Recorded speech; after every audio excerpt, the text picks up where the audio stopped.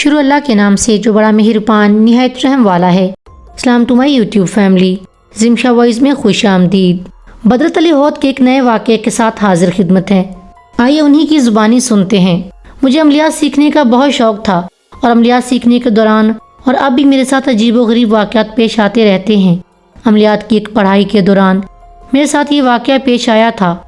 ہوا اس طرح کہ میں کئی راتوں سے ایک تسبیح کر رہا تھا۔ میں روزانہ عشاء کی نماز کے بعد میں گاؤں میں ہی گھروں سے کچھ فاصلے پر موجود ایک درختوں کے جھنڈ میں جا کر حصار کھینچ کر پڑھنے بیٹھ جاتا اور تسبیح کی تعداد مکمل کر کے گھر واپس آ جاتا۔ اس عمل کو کرتے شاید 20 سے زیادہ دن گزر چکے تھے۔ وہ اگست ساون کے دن تھے۔ سارا دن بارش ہوتی رہی تھی اور اب ٹھنڈی ٹھنڈی ہوا چل رہی تھی۔ میں نے عشاء کی نماز ادا کی، ٹارچ اور لاٹھی اٹھائی اور گھر سے نکل کر اپنی مخصوص جگہ کی طرف چل دیا۔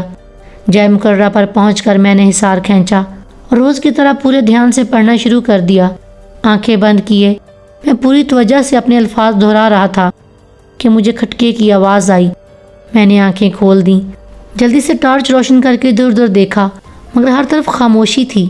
بس ہوا کی وجہ سے درختوں کے پتے ہلنے کی آواز آ رہی تھی۔ میں نے ٹارچ بند کر کے دوبارہ آنکھیں بند کیں اور پڑھنا شروع کر دیا۔ اچانک سے دوبارہ کھٹکا سنائی دیا جو کہ میرے بالکل سامنے سے آیا۔ میں نے ٹارچ کا رخ سیدھا کیا، اسے روشن کیا تو دل دھک سے رہ گیا۔ میرے بالکل سامنے 10-15 فٹ کے فاصلے پر سرمئی چادروں میں لپٹے 2 شخص میری طرف پشت کیے بیٹھے تھے۔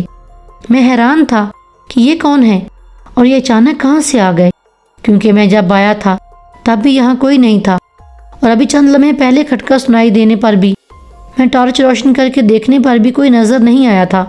میں سمجھ گیا کہ میرے ساتھ آج شرارت ہو رہی ہے۔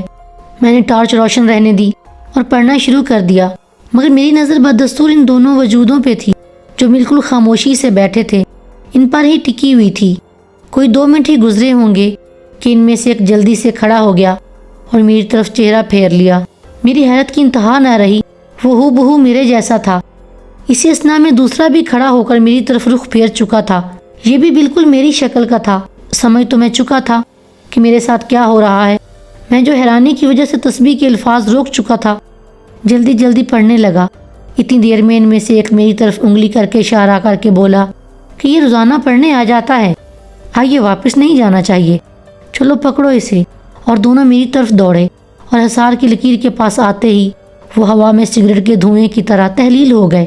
میری کیفیت کا اندازہ آپ کر سکتے ہیں، یہ جاننے کے باوجود کہ یہ سب دکھلاوا ہے اور یہ مخلوق حصار کے اندر نہیں آ سکتی۔ میری انگلیاں تسبیح کے دانوں سے پھسل گئیں۔